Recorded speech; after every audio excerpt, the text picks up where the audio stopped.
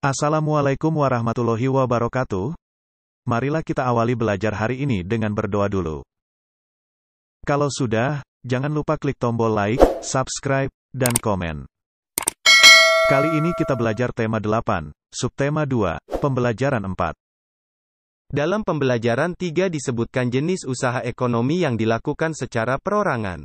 Bagaimana dengan jenis usaha ekonomi yang dilakukan secara kelompok?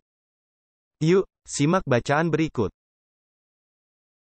Ayo membaca, halaman 75. Usaha ekonomi yang dikelola kelompok. Pada pembelajaran 3 telah dibahas usaha ekonomi perorangan. Ada pula usaha ekonomi yang dikelola secara berkelompok. Usaha ekonomi kelompok ini dikelola secara bersama, baik modal, pengelolaan, maupun keuntungan. Bentuk usaha ekonomi bersama sebagai berikut. Yang pertama adalah Badan Usaha Milik Negara atau biasa disingkat BUMN. Badan Usaha Milik Negara atau BUMN atau perusahaan negara yaitu sebuah perusahaan yang seluruh atau sebagian besar modalnya dimiliki negara. BUMN dapat berbentuk perusahaan umum, perum, dan perseroan terbatas, persero. BUMN bergerak di bidang usaha yang bersifat strategis atau vital, misalnya bidang energi listrik dan telekomunikasi. Di Indonesia juga terdapat badan usaha milik daerah yang disingkat BUMD atau perusahaan daerah.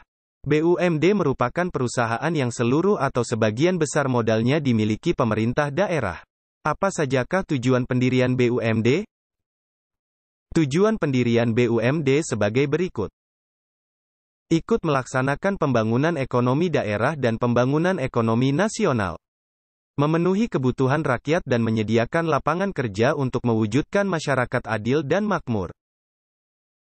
Usaha ekonomi berkelompok yang kedua adalah Badan Usaha Milik Swasta atau BUMS.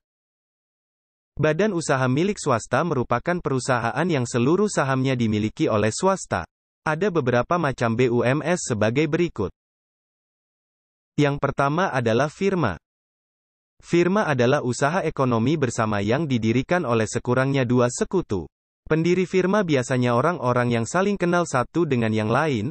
Setiap anggota firma memiliki hak untuk bertindak atas nama firma. Anggota firma juga bertanggung jawab secara penuh atas risiko kerugian firma. Usaha berbentuk firma biasa bergerak di bidang layanan konsultasi hukum dan keuangan. Selanjutnya adalah persekutuan komanditer. Persekutuan komanditer atau CV didirikan oleh sekurangnya dua orang yang menyetorkan modal. Pada CV terdapat dua jenis sekutu, yaitu sekutu aktif dan sekutu pasif. Sekutu aktif berperan sebagai investor dan pengelola CV. Sekutu pasif berperan sebagai investor tanpa keterlibatan dalam pengelolaan CV. Usaha berbentuk CV dapat dikembangkan dari firma. Ini dimungkinkan jika firma ingin memperluas usahanya dan membutuhkan banyak modal. Selanjutnya adalah perseroan terbatas. Perseroan terbatas atau PT adalah usaha bersama yang modalnya berupa kumpulan saham. Saham diartikan sebagai bukti kepemilikan suatu perusahaan atas penyetoran modal. Setiap saham memiliki nilai nominal tertentu. Pemilik saham akan memperoleh keuntungan berupa dividen. Bagi perseroan yang ingin mengembangkan dan memperluas usaha, sahamnya dapat diperdagangkan di pasar modal. Usaha bersama berikutnya adalah koperasi. Di Indonesia berkembang usaha bersama yang bertujuan menyejahterakan anggotanya.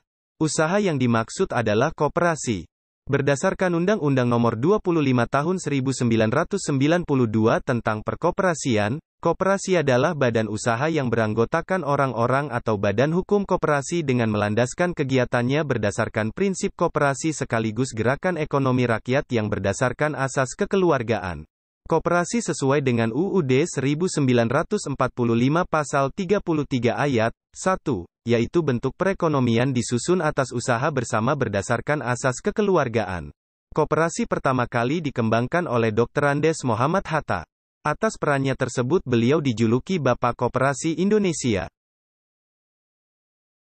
Ada berapa bentuk koperasi yang berkembang di Indonesia? Bentuk-bentuk koperasi di Indonesia sebagai berikut. A. Koperasi konsumsi, yaitu koperasi yang menyediakan berbagai barang konsumsi untuk memenuhi kebutuhan sehari-hari.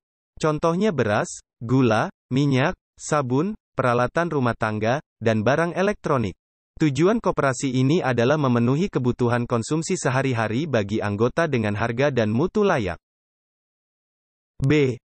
Koperasi simpan pinjam, yaitu koperasi yang menyediakan layanan simpan dan pinjam. Koperasi jenis ini menerima simpanan dari anggota. Selanjutnya, uang yang telah terkumpul dipinjamkan kepada anggota. C. Koperasi produksi, yaitu koperasi yang menyediakan bahan baku produksi dan menyalurkan hasil produksi anggotanya. Koperasi ini beranggotakan para produsen atau pengusaha, misalnya pengusaha batik, tahu dan tempe, dan sapi perah. D. Koperasi jasa, yaitu koperasi yang menyediakan layanan atau jasa tertentu bagi anggotanya, contohnya, koperasi angkutan. E. Koperasi serba usaha, yaitu koperasi yang mengelola berbagai jenis usaha, misalnya penyediaan barang konsumsi, simpan pinjam, penyediaan bahan baku, dan penyaluran hasil produksi.